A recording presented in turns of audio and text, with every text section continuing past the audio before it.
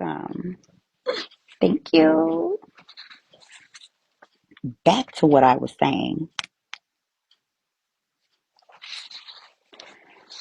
The request was granted. The troops were removed from Boston, but the incident was not closed. It had caused a situation destined to change the entire trend of civilization. Strange, is it not, how the great changes, such as the American Revolution and the World War, often have their beginnings in circumstances which seem unimportant? That's where some of the best things happen. It is interesting also to observe that these important changes usually begin in the form of a definite decision in the minds of a relatively small number of people. Few of us know the history of our country well enough to recognize that John Hancock, Sam Adams, and Richard Henry Lee were the real fathers of our country. Because it started with three people making a big decision like, we got to do something, like, we got to make a change. Three motherfuckers. I didn't even know that, honestly. And I read this book before, and I just must have totally skipped over this motherfucking part. Because, bitch, I don't remember. Richard Henry Lee became an important factor in this story by reason of the fact that he and Sam Adams communicated frequently by correspondence, sharing freely their fears and their hopes concerning the welfare of the people of their provinces. From this practice, Adams conceived the idea that a mutual exchange of letters between the 13 colonies might help to bring about the coordination of effort so badly needed in connection with the solution of their problems. 2 years after the clash with the soldiers in Boston, Adams presented this idea to the Assembly in the form of a motion that a correspondence committee be established among the colonies with definitely appointed correspondents in each colony for the purpose of friendly cooperation for the betterment of the colonies of British America. Y'all do know this was called British America. Um, it's no negativity is allowed today, bitch. It really isn't. It really isn't. Y'all could play with me if y'all want. You will be downloading a whole new text me now number and or sitting in my windowsill with paint chips and dust from the wind and bugs all up in your nostrils. Window licking like a motherfucker. I'm not playing with y'all. All 2022.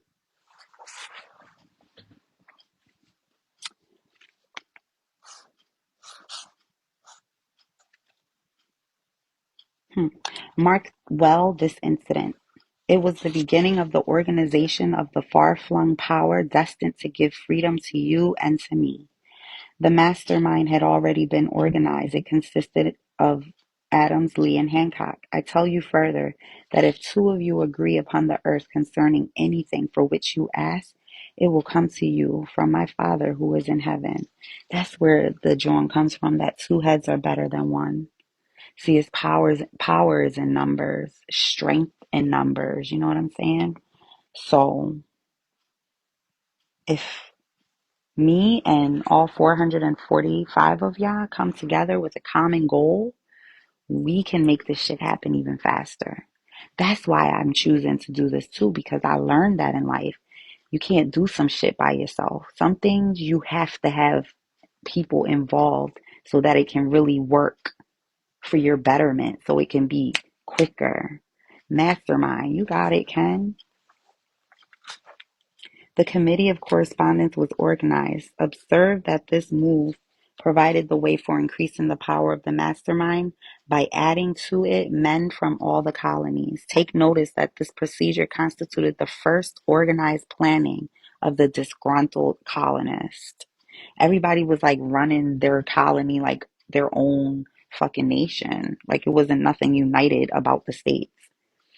This is about how to think and grow rich, Selassie. It was written by Napoleon Hill back in the day. This was published in 47, and I believe it took him 25 years to write it. So, yeah, there's that. In union, there is strength. Didn't I just say that, y'all? The citizens of the colonies had been waging disorganized warfare against the British soldiers through incidents similar to the Boston riot, but nothing of benefit had been accomplished. Their individual grievances had not been consolidated under one mastermind.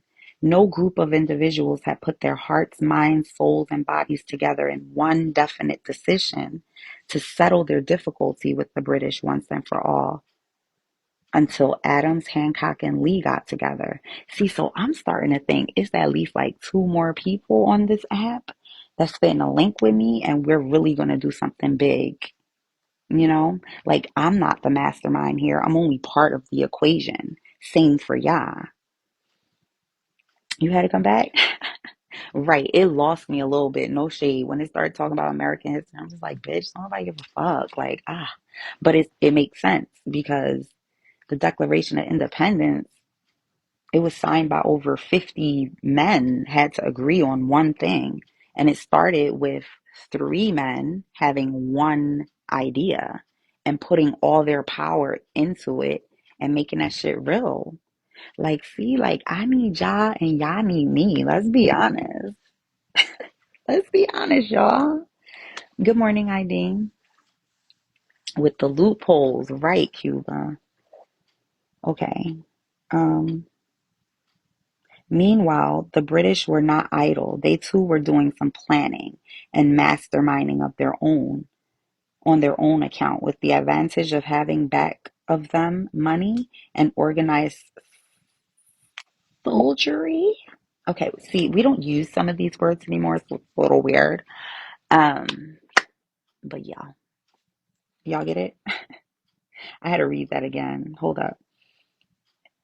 Basically, it's saying that the British had money to back them and they had organized soldiers. The words they use here is the advantage of having back of them money and organized soldiery. Same difference. The Crown appointed Gage to supplant Hutchinson as the governor of Massachusetts. I hate saying that word. One of the new governor's first acts was to send a messenger to call on Samuel Adams for the purpose of endeavoring to stop his opposition by fear. We can best understand the spirit of what happened by quoting the conversation between the two. I have been authorized by Governor Gage to assure you, Mr. Adams, that the governor has been empowered to confer upon you such benefits as would be satisfactory.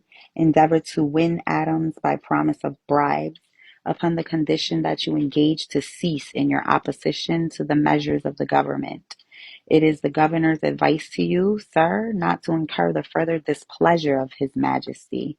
Your conduct has been such as makes you liable to penalties of an act of Henry the whatever. I don't know how to read Roman numerals, by which persons can be sent to England for trial for treason or misprision of treason and the discretion of a governor of a province.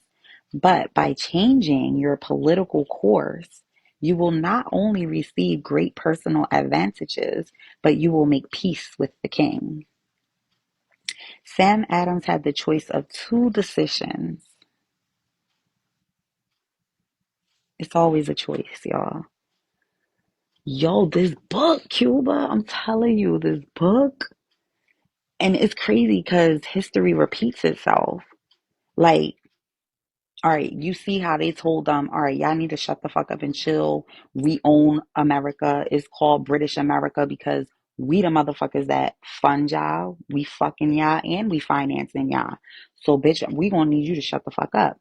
But the three niggas, they wrote the letter and said, you need to change your political course, Your Majesty, because niggas is ready to do they proper ones and twos. You know what I'm saying? That's basically what the letter said. That's what I gathered from it. I don't know.